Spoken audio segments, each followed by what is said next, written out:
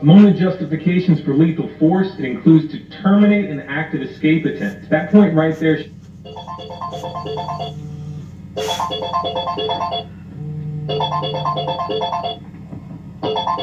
Department of Defense document titled Internment and Resettlement Operations, also known as FM 3-39.40.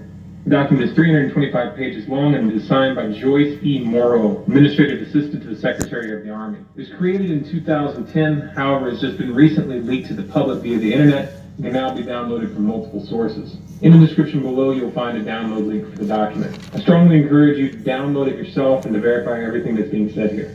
The document outlines military procedures for internment and resettlement of civilians, and it describes the layout and the administration of these internment camps. It clearly states on page 38 that it applies within U.S. territory, and it specifically addresses the detainment of U.S. citizens, as is indicated by the identification procedures for new prisoners on page 146, which states that social security numbers are to be recorded alongside their photograph and fingerprints.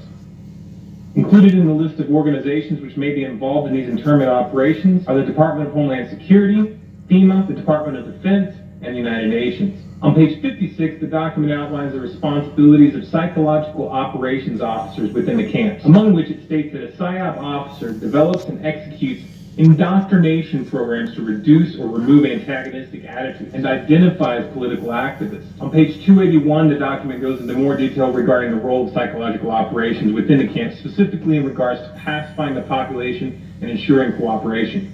On page 238, it gives the conditions for the use of deadly force in such camps. Among the justifications for lethal force, it includes to terminate an active escape attempt. That point right there should make it clear that these camps are not benevolent disaster relief type facilities.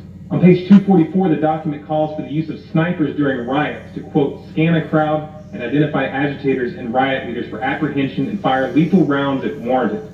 On page 260, it shows the basic layout for a facility focusing on detainment. It is depicted with interrogation areas, tribunal areas, and mortuaries. Each detainment facility is designed to hold 4,000 prisoners, and they are depicted with multiple levels of barbed wire separating compartments within the facilities, with a double barbed wire fence enclosing them and watched over by 24 guard towers. On page 261, the document depicts the layout for what they call civilian resettlement facilities, which are designed to house 8,000 people.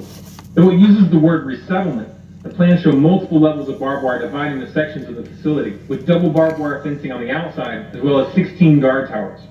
On page 262, the layout for facilities designed for what they call non-compliant prisoners is shown. These camps are designed to hold up to 300 prisoners, they have 3 interrogation centers, and are guarded by 13 guard towers. Now, if there's any question whether these plans are active or just theoretical, this should be settled by the fact that the U.S. Army has been running ads for job positions in these camps since 2009, and apparently, they're still hiring. Once again, if you look in the description, you'll find all the links you need to verify this information. It's important to note here that this document was created in 2010, which was under the Obama administration. And it predates the NDAA of 2012, which authorized military detainment of U.S. citizens. This clearly shows a long-term agenda. Right before I got out of the military, I had a long conversation, or should I call it an argument, with a first lieutenant who was anything but patriotic, serving his country. And the one thing that has stuck in my mind ever since 2016, his son, and he called me son, even though he was my age, if not a little bit younger. You can forget about your patriotism in the future. That'll only make you the enemy.